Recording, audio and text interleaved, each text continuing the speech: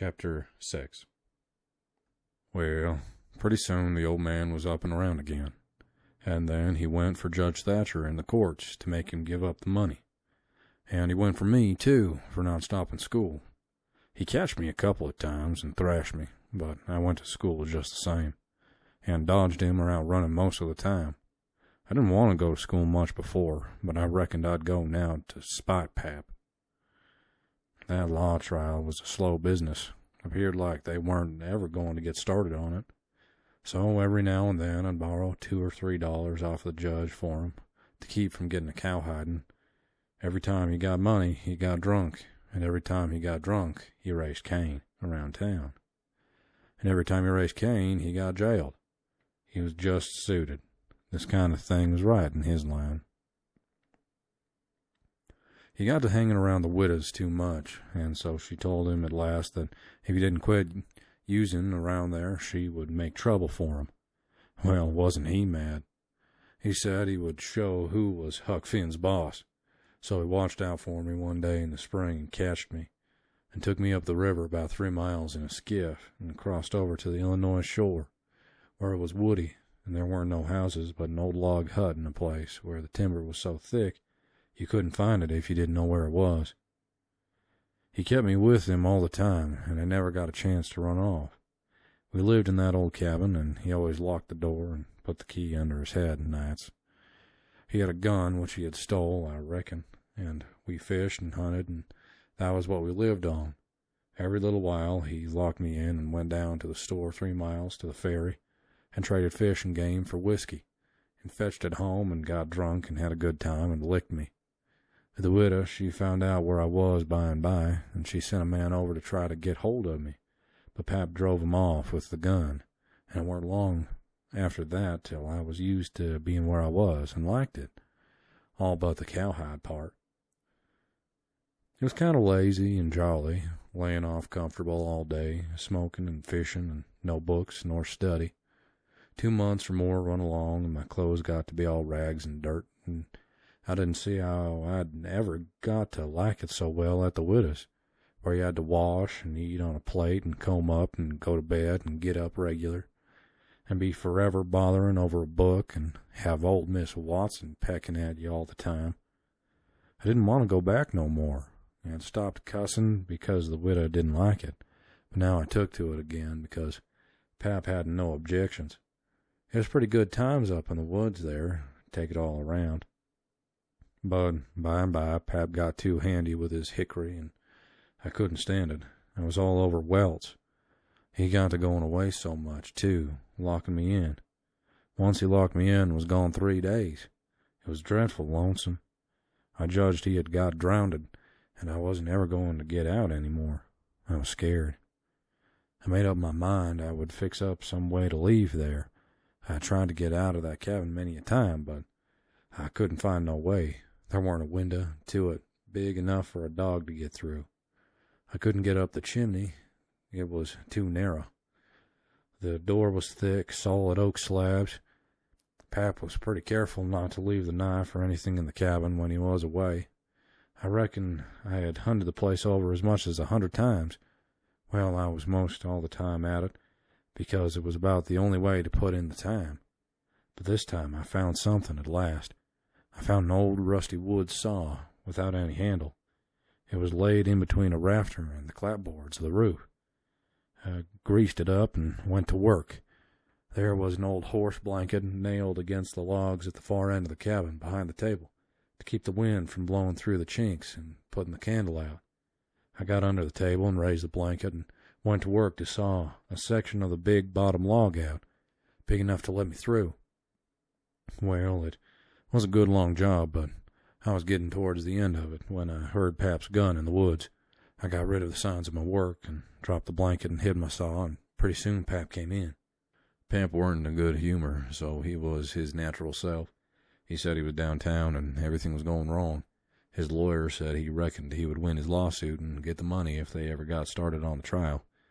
But then there was ways to put it off a long time, and Judge Thatcher knowed how to do it.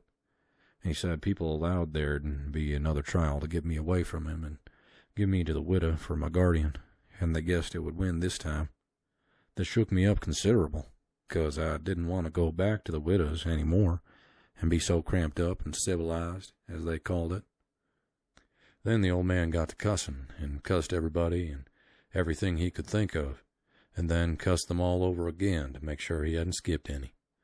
And after that he polished off with a kind of a general cuss all around, including a considerable parcel of people which he didn't know the names of, and so called them what's his name when he got to them, and went right along with his cussing. He said he would like to see the widow get me. He said he would watch out, and if they tried to come any such game on him, he'd know of a place 6 or 7 miles off to stow me in, where they might hunt till they dropped and they couldn't find me. That made me pretty uneasy again, but only for a moment. I reckoned I wouldn't stay on hand till he got that chance. The old man made me go to the skiff and fetch the things he had got. There was a 50-pound sack of cornmeal and a side of bacon, ammunition, and a 4-gallon jug of whiskey, and an old book and 2 newspapers for wadding, besides some tow. I towed it up a load and went back and sat down on the bow of the skiff to rest. I thought it all over, and I reckoned I would walk off with the gun and some lines and take to the woods when I run away.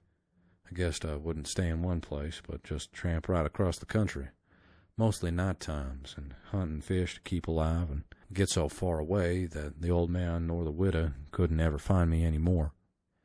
I judged I would saw out and leave that night if Pap got drunk enough, and I reckoned he would. I got so full of it I didn't notice how long I was staying till the old man hollered and asked me whether I was asleep or drowned. I got the things all up to the cabin, and then it was about dark. While I was cooking supper, the old man took a swig or two and got sort of warmed up and went to ripping again. He had been drunk over in town and laid in the gutter all night, and he was a sight to look at. A body would have thought he was Adam. He was just all mud. Whenever his liquor begun to work, he most always went for the government. This time he says, "Call this a government? Well, just look at it and see what it's like. Here's the law, standing ready to take a man's son away from him. A man's own son, which he has had all the trouble and all the anxiety and all the expense of raising. Yes, just as that man has got that son raised at last, and ready to go to work and begin to do something for him and give him a rest, the law up and goes for him, and they call that government. That ain't all, nother. The law backs that old Judge Thatcher and up and helps him to keep me out of my property. Here's what the law does. The law takes a man worth $6,000 and upwards and jams him into an old trap of a cabin like this, and lets him go round in clothes that ain't fitting for a hog. They call that government. A man can't get his rights in a government like this. Sometimes I've a mighty notion to just leave the country for good and all. Yeah, and I told him so. I told old Thatcher so to his face. Lots of 'em heard me and can tell what I said. Says I, for 2 cents, I'd leave the blamed country and never come near it again. Them's the very words I says. Look at my hat, if you call it a hat. But the lid raises up and the rest of it goes down till it's below my chin, and then it ain't rightly a hat at all, but more like my head was shoved up through a gin of stovepipe. Look at it, says I. Such a hat for me to wear. One of the wealthiest men in this town, if I could get my rights. Oh, yes, this is a wonderful government.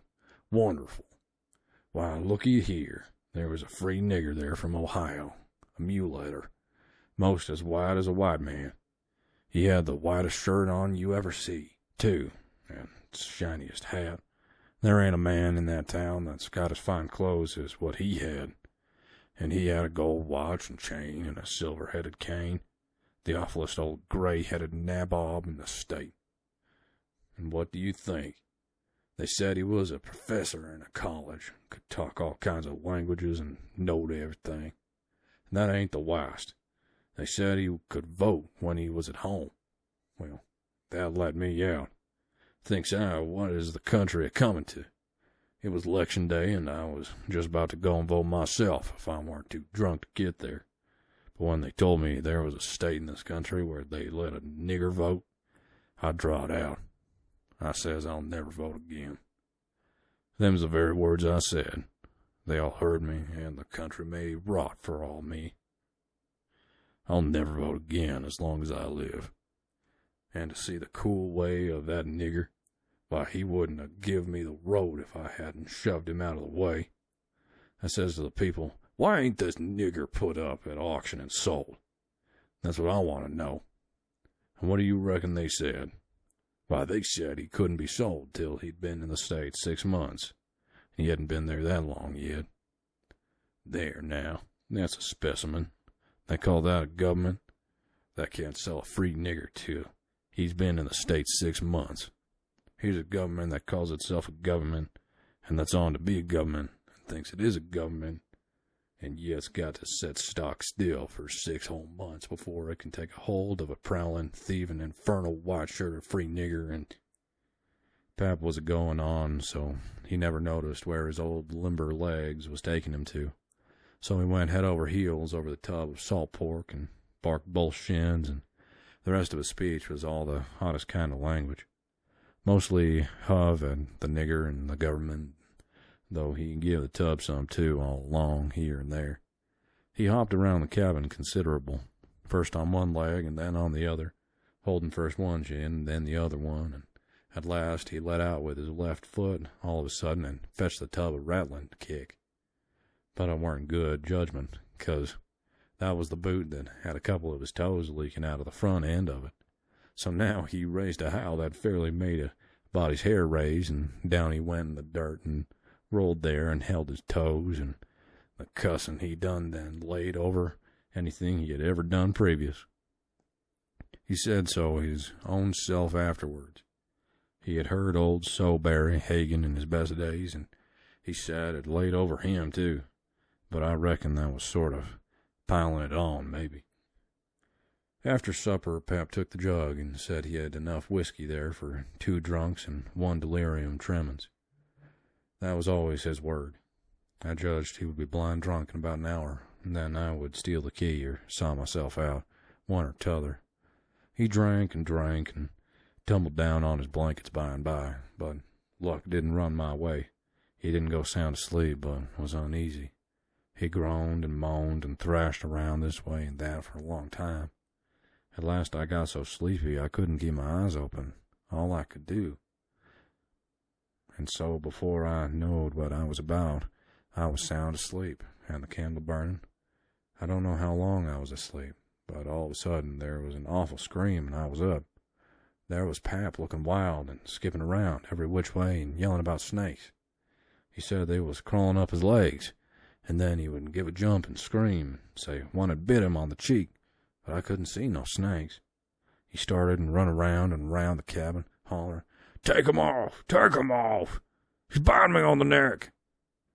I never seen a man look so wild in his eyes. Pretty soon he was all fagged out and fell down panting. Then he rolled over and over wonderful fast, kicking things every which way and striking and grabbing at the air with his hands and screaming and saying there was devils a hold of him. He wore out by and by and laid still a while, moaning. Then he laid stiller and didn't make a sound. I could hear the owls and the wolves away off in the woods, and it seemed terrible still. He was laying over by the corner. By and by he raised up part way and listened with his head to one side. He says very low, "Tramp, tramp, tramp. That's the dead. Tramp, tramp, tramp. They're coming after me, but I won't go. Oh, they're here. Don't touch me. Don't. Hands off. They're cold. Let go. Oh, let a poor devil alone." Then he went down on all fours and crawled off, begging them to let him alone, and he rolled himself up in his blanket and wallowed under the old pine table, still a-begging, and then he went to crying. I could hear him through the blanket. By and by he rolled out and jumped up on his feet, looking wild, and he see me and went for me. He chased me around and around the place with a clasp knife, calling me the angel of death, and saying he would kill me. Then I couldn't come for him no more. I begged and told him I was only Huck, but he laughed such a screechy laugh and roared and cussed and kept on chasing me up. Once when I turned short and dodged under his arm, he made a grab and got me by the jacket between my shoulders. And I thought I was gone, but I slid out of the jacket quick as lightning and saved myself. Pretty soon he was all tired out and dropped down with his back against the door and said he would rest a minute and then kill me. He put his knife under him and said he would sleep and get strong, and then he would see who was who. So he dozed off pretty soon, and by I got the old split-bottom chair and clumb up as easy as I could, and not to make any noise, and got down the gun. I slipped the ramrod down it to make sure it was loaded. Then I laid it across the turnip barrel, pointed it towards Pap, and sat down behind it to wait for him to stir. How slow and still the time did drag along.